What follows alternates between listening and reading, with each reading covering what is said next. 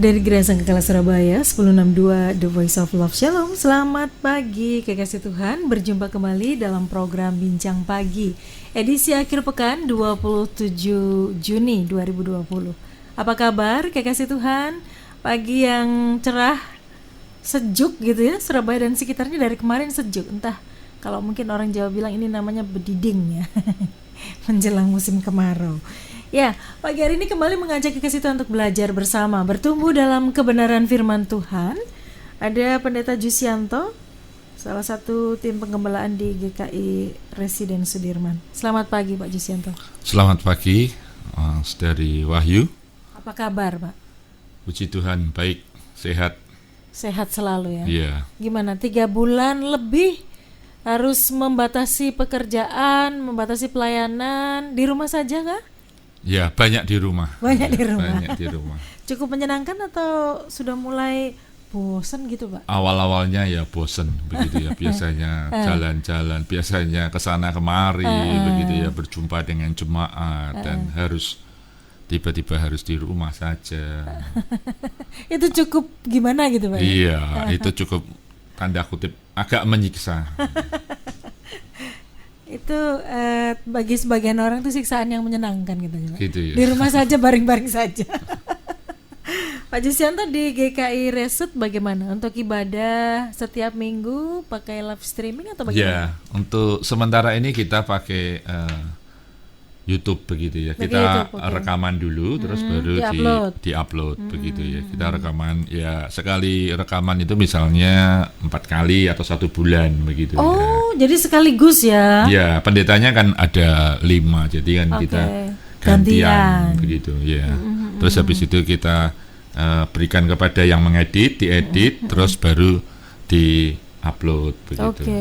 Ya. Ada 5 tim penggembalaan ya Pak ya? Pendetanya 5. Oh, pendetanya 5. Iya. Kalau gembala sidangnya atau gembala senior apa namanya Pak? Ya, kita tidak mengenal gembala senior. Oh, jadi apa namanya junior, Pak? Ya, namanya kalau di kami itu kita sebut dengan tim THT. Tim THT, apa itu? Tim hamba Tuhan. Oh, begitu, tim ya. hamba Tuhannya Ya. ada 5 ya? Tim hamba Tuhannya ada 11 sekarang. 11, wow, banyak sekali ya. Karena memang jemaat yang dilayani banyak ya.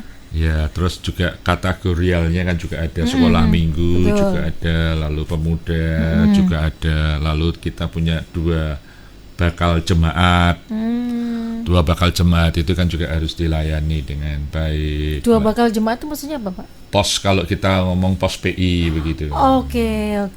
Ada juga ada ini ya di GKI Resut ya, ada klinik juga Pak ya? Ya dulu, tapi sekarang sudah menjadi milik bersama dari Sinode Wilayah. Oke. Ya, dulu miliknya Resut, tapi karena kita mau kebersamaan, lalu kita buat lebih terbuka lagi untuk bersama-sama dan sudah jadi miliknya Sinode Wilayah. Gitu. Wilayah Jatim ya? Jatim, ya. Oke. Mau berkembang jadi rumah sakit kah? Rencananya begitu. Rencananya begitu. Cita-citanya begitu. Kan sudah diurus perizinan yang lalu itu sudah cukup lama, 2-3 tahun yang lalu, sampai saat ini ya juga masih belum mendapatkan. Oke. Iya. Kita berharap selalu ada jalan yang dibukakan ya. Tepat pada waktunya. Mau bikin sekolah juga kah? Sekolah apa minggu? Kalau nggak tahu, siapa tahu pengen buka sekolah juga gitu. Masih belum tahu kalau sekolah. Belum tahu ya. Iya.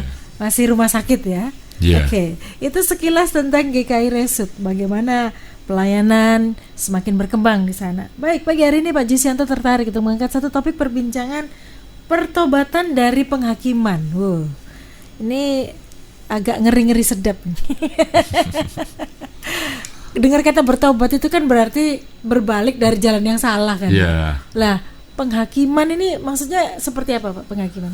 Jadi kan seringkali di dalam kehidupan kita tanpa kita sadari atau kita sadari, seringkali kita membuat begitu banyak penghakiman. Contohnya? Misalnya kita melihat si A, kita langsung menghakimi orang itu. Kita baru lihat di depannya saja, covernya saja, kita langsung sudah memberikan penghakiman. Apalagi ketika orang itu berbicara dengan kita, langsung kita memberikan orang ini tidak memiliki pengetahuan, orang ini tidak pandai, orang ini latar belakangnya tidak baik dan sebagainya. Dan seringkali kita memberikan penghakiman itu kepada orang lain, atau bahkan terhadap diri sendiri, atau bahkan kita juga ditujukan kepada Allah. Maka sebetulnya pengertian atau pemahaman penghakiman itu adalah sikap atau pola pikir.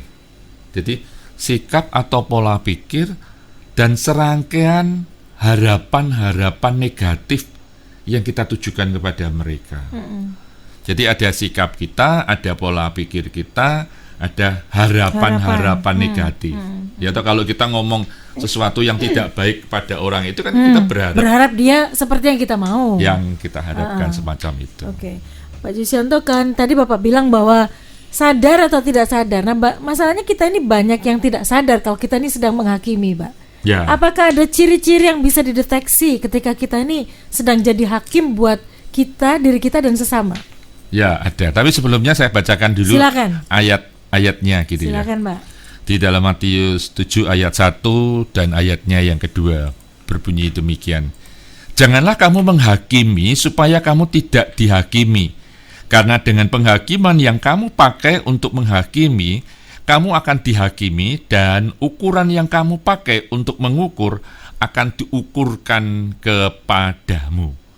Jadi sebetulnya firman Tuhan juga sudah mengingatkan kepada kita, Kak Wahyu. Ya. Jadi bahwa kita itu jangan menghakimi orang lain. Begitu ya. Kita jangan cepat-cepat memberikan penghakiman kepada orang lain. Kenapa itu kok tidak boleh? Karena Yakobus juga mengingatkan kepada kita di dalam pasalnya yang keempat ayat yang ke-12 menyatakan, hanya ada satu pembuat hukum dan hakim, yaitu Dia yang berkuasa menyelamatkan dan membinasakan. Tetapi siapakah engkau sehingga engkau mau menghakimi sesamamu manusia? Jadi Yakobus mengingatkan kepada kita bahwa pembuat hukum dan hakim adalah Allah yang berkuasa menyelamatkan dan membinasakan. Tapi seringkali kita justru mengambil bagian itu, sehingga kita menganggap bahwa kita ini layak untuk menghakimi orang lain, kita layak untuk memberikan penghakiman-penghakiman yang begitu banyak kita lakukan. Lihat orang sedikit tidak sesuai dengan mau kita, sudah bilang, oh pasti ini begini. Ya. Oke, baik. Ciri-cirinya seperti apa, Pak? Kalau ciri-cirinya gini, cara pandang yang seringkali berdasarkan keyakinan, kepercayaan, dan prinsip yang keliru. Ciri-cirinya kalau seseorang yang mau memberikan penghakiman atau orang yang sudah memberikan penghakiman itu seringkali cara pandangnya berdasarkan dengan keyakinan dan prinsip kepercayaannya dia yang keliru. Tapi dia menganggap benar tuh, kalau orang menghakimi kan selalu menganggap benar. Atau seringkali mengandung kebenaran namun tidak seimbang atau kaku. Mungkin contoh, Pak, diberi contoh dulu yang pertama tadi, Pak. Ya, pertama misalnya. Dia sendiri keliru sudahan gitu, tapi nganggap orang lain loh salah, aku yang benar, ini pasti begini. Ya. Jadi ketika kita di dalam pergaulan, ketika kita berjumpa dengan siapapun juga, misalnya postur tubuh itu kan seharusnya tidak membuat kita itu menghakimi. Misalnya orangnya pendek lalu kita bilang, wong pendek itu gini. Akalnya banyak, licik dan sebagainya. Misalnya begitu ya. Saya katakan misalnya loh ya. Jangan tersinggung loh ya. Atau orang tinggi lah, saya ini kan tinggi. Orang tinggi ini ngomongnya itu bulat sekali, kayak tingginya dia, bulatnya luar biasa. Itu kepercayaan yang dia miliki. Kenapa kok bisa terjadi begitu? Karena jangan-jangan itu pernah diajarkan atau dia dapatkan dari orang tua. Nanti kita akan membahas itu. Atau seringkali apa yang kita ucapkan itu benar, tapi kita sadar bahwa kita ini menjadi orang yang sangat kaku. Contohnya? Misalnya, kita tahu kalau dia itu salah, betul dia itu salah. Tapi kita tuh tidak pernah mau tahu kenapa kok dia bisa berbuat begitu ya. Apa yang kita katakan dia salah, mestinya kita katakan itu benar. Tetapi ketika kita memberikan sebuah penghakiman bahwa dia salah itu karena memang maunya dia, memang keinginannya memang dia seperti itu, gitu ya. Padahal kita tidak pernah tahu latar belakang keluarganya dia bagaimana. Kita tidak pernah tahu cara pendidikan orang tuanya bagaimana dan sebagainya. Tapi kita buru-buru memberikan sebuah penghakiman bahwa itulah yang benar. Memang dia kayak begitu, sulit untuk dirubah. Kan sedang memberikan penghakiman. Apakah penghakiman sama dengan yang namanya stigma, Pak? Memberikan stigma. Bisa sama, bisa berbeda. Kalau penghakiman itu lebih kita memberikan sebuah penilaian yang kita katakan banyak salahnya kita. Artinya kita sadar bahwa kita memberikan sebuah penilaian, tapi penilaian yang tidak seimbang. Nanti itu bedanya dengan penilaian. Begitu. Kalau stigma itu kita sudah memberikan stempel sudah sengaja kita berikan. Ini gini, tanpa dia berpikir panjang. Itu lebih parah lagi berarti. Lebih parah lagi, iya. Oke. Tadi ciri-cirinya, apakah masih ada lagi ciri lain yang bisa kita deteksi, Pak? Sebelum kita bicara soal cirinya juga, kita juga mencoba untuk memahami sumber penghakiman itu. Sumber penghakiman. Kan kita harus tahu sumbernya kira-kira dari mana ini ya. Biasanya yang tadi saya katakan bisa diturunkan. Baik secara rohani maupun secara budaya. Genetik enggak ya? Genetik enggak lah, mestinya kan begitu. Tapi secara bisa diturunkan itu dalam pemahaman karena apa yang menjadi kebiasaan dari keluarga itu atau bahkan suku itu atau budaya itu membuat penghakiman kepada orang lain atau kepada suku lain menjadi tanda kutip permanen begitu ya. Atau bahkan itu diajarkan secara bertubi-tubi atau secara terus-menerus dari perkataan-perkataan maupun teladan-teladan yang ditunjukkan oleh orang tua kita. Misalnya kalau orang tua kita tidak suka suku A, lalu dia katakan kepada anak-anaknya jangan bergaul dengan suku A. Jangan bergaul dengan orang-orang yang ciri-cirinya seperti kayak begini. Ya. Lah, itu kan diajarkan. Sebetulnya anak kan tidak ngerti. Tetapi karena itu diajarkan, itu menjadi sumber penghakiman di dalam hidup kita. Jadi anak itu sudah diberikan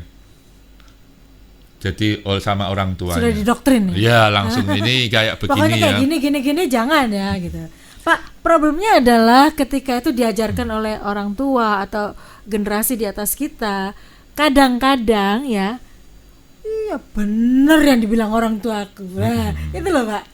Kadang-kadang kenyataannya ya betul loh, ciri-cirinya seperti itu dan memang seperti itu gitu. Ya, tapi pertanyaan kita kan tidak semua kayak begitu. Nah, itu dia. Hanya kita pas menemui beberapa orang aja yang kayak begitu. Kok ya cocok dengan yang diajarkan. Lah gitu. Misalnya kita suku A, kita ngomong ada ribuan orang.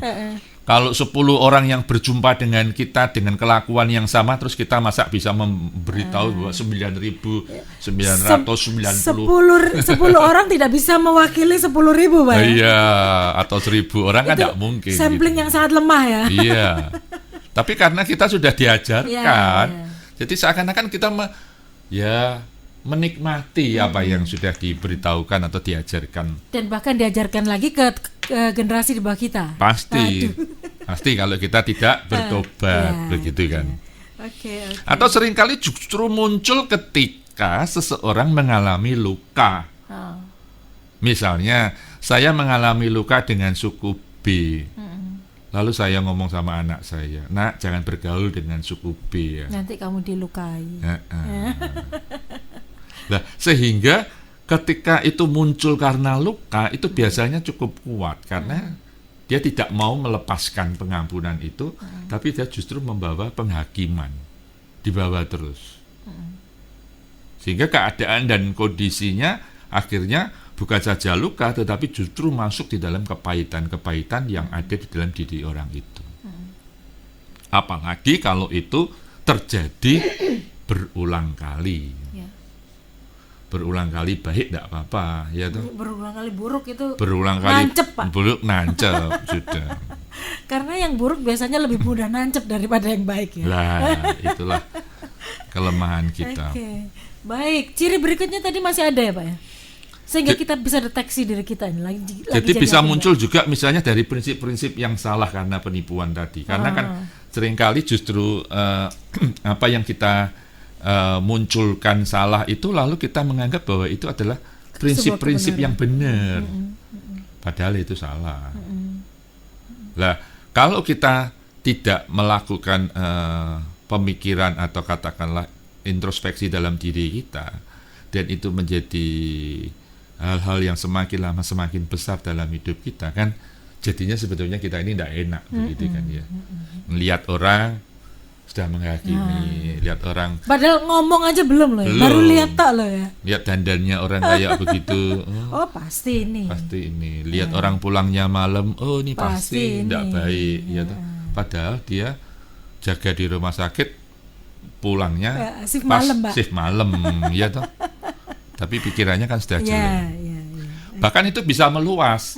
Penghakiman itu bisa meluas, misalnya jenis kelamin, status sosial, satu suku, jadi bisa meluas.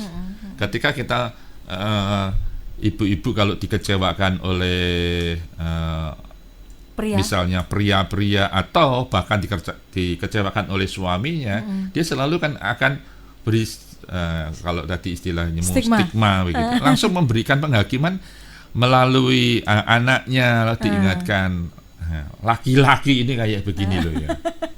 Padahal mungkin ada lagu lama bilang tidak semua laki-laki. Iya toh. Atau status sosial. Kamu nanti jangan bergaul dengan orang yang tidak punya. Nanti kamu ikut nggak punya. Iya, wes.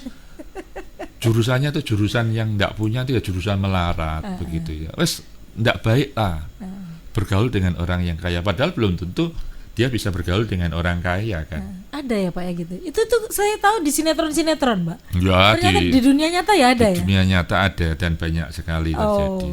Jadi kalau Anda dengar pagi hari ini tidak kebetulan, bertobatlah ya.